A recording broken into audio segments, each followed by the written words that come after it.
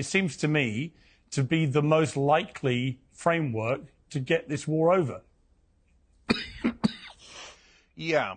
So my sense of it is that Trump is actually trying to get to peace. Obviously, he's massively biased towards Israel, and this deal is biased towards Israel, but I would take it. Now, I'm not Hamas, so it's easy for me to say I want the hostages home. I've wanted the hostages home from day one. In the deal, the hostages get released. Hamas does not rule Gaza. I'm happy with both of those things. But the critical part, Piers, is Israel has to leave Gaza.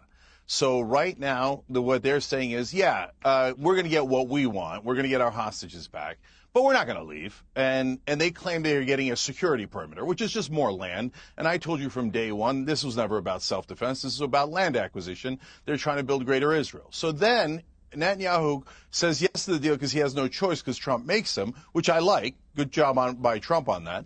Then he goes home and says in Hebrew, not in English, oh, don't worry. We're going to have the IDF deep inside Gaza. So in other words, we're not going to do the peace deal. We're going to get the hostages back, and we're going to grab as much of Gaza for Israel as we can.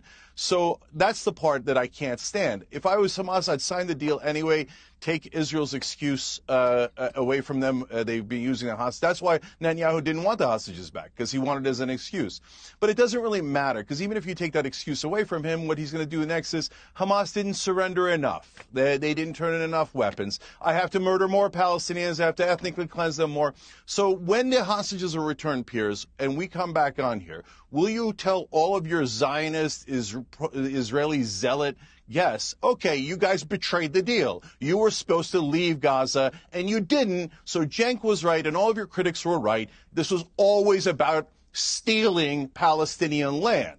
Okay, so that's what's going to happen. I guarantee it. So I just want to set ahead of time so then people don't try to squirm out of it. Oh, no, they didn't turn. They turned in 12,000 guns, but we wanted 13,000 guns. We have to keep murdering. We have to keep stealing land, right? So let's get it clear right now. Israel should get the fuck out of Gaza, and they should end the occupation entirely. Otherwise, they're in the land stealing business, which is what they've been in for the last at least 58 years. Okay, Dinesh, your response to that?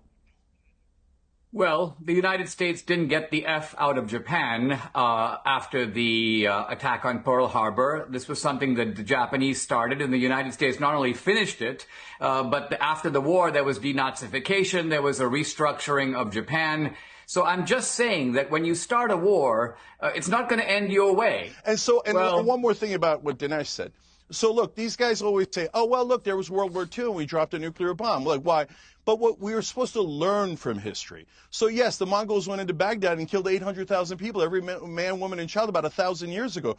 Does that mean we should all do it? No, we're supposed to get better as we go along. And that's why we passed laws after World War II that we should not do indiscriminate mass murder of civilians.